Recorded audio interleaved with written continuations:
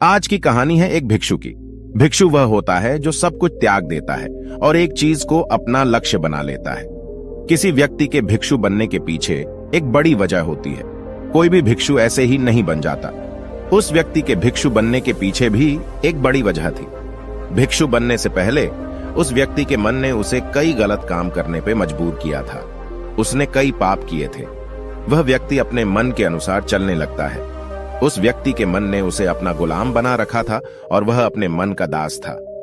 जीवन में हर सुख और संपदा प्राप्त करने के बाद भी उस आदमी के दिल में बहुत दर्द था और यह मानसिक भय ही उसे एक भिक्षु बना देती है। भिक्षु बनने के बाद व्यक्ति सांसारिक पीड़ा से मुक्त हो जाता है, जंगल में रहने जाता है, अलग अलग प्रकार की ध्यान और अभ्यास करता है, भिक्षा से भिख मांगकर खाना खाता है और फिर अकेलापन और शांति से ध्यान करता है।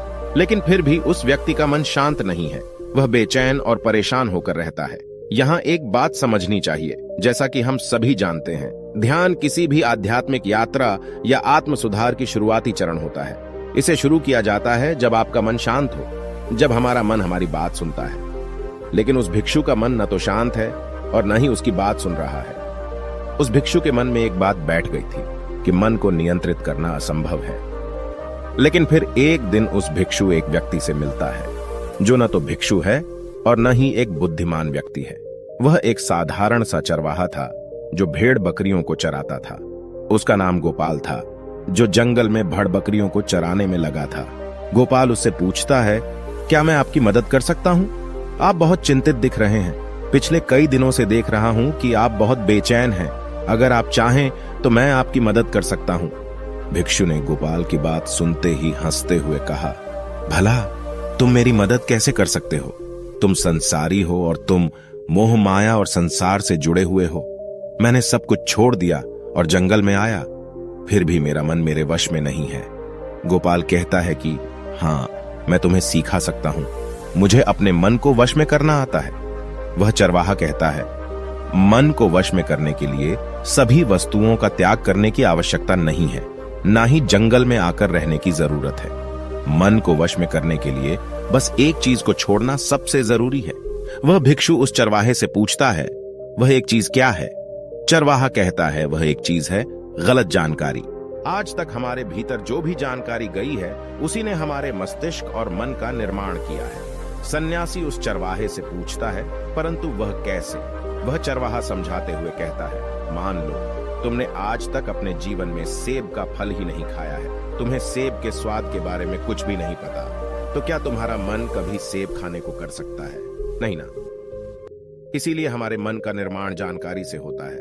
वह सन्यासी चरवाहे की बात से प्रभावित हो जाता है और कहता है, क्या तुम मुझे थोड़ा और विस्तार में बता सकते हो इसके बारे में?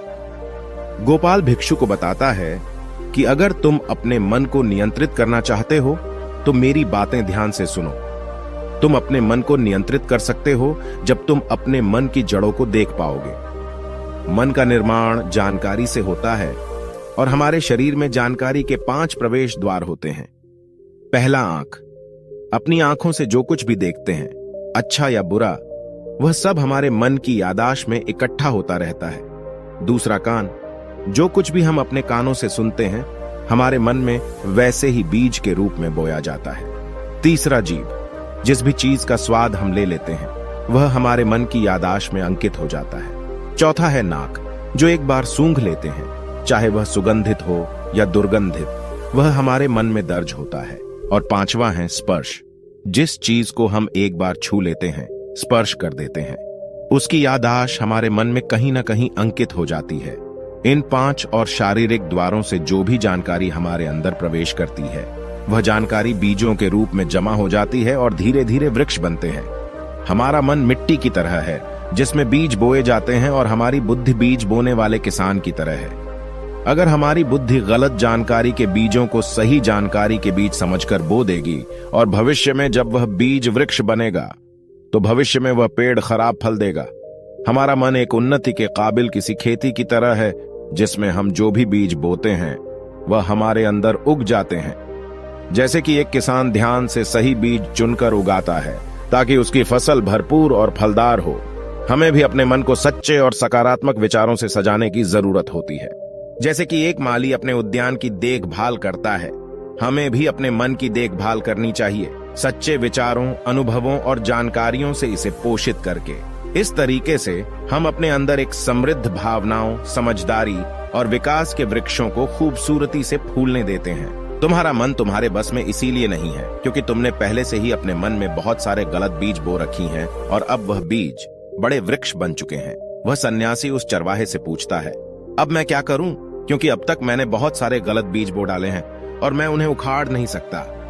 गोपाल भिक्षु से कहता है, तुम अब तक अज्ञानता और अनजाने में गलत बीज बो रहे थे, लेकिन अब से सच्चे मन से सही बीज बोना शुरू करो। अगर अंदर हजारों गलत बीज हैं, तो क्या हुआ?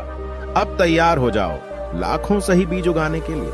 तुम्हें बस ध्यान देना होगा, यह देखना कि इन 5 द्वारों के माध्यम से तुम्हारे अंदर कौन सी जानकारी जा रही है और जो जानकारी आ रही है वह सही है या नहीं। भिक्षु पूछता है, यह कब तक करना होगा?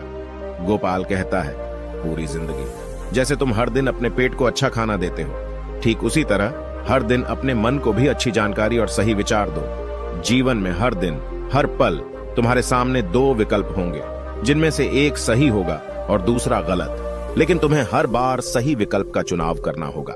हमेशा याद रखना, सही चुनाव करने से तुम्हें अंदर दुख हो सकता है, तुम तकलीफ भी हो सकती है, लेकिन वह तकलीफ कुछ समय के लिए ही होगी। तो चाहे अंदर तुम्हारे कितना भी दर्द हो, तुम्हें हर बार सही विकल्प का चुनाव करना होगा।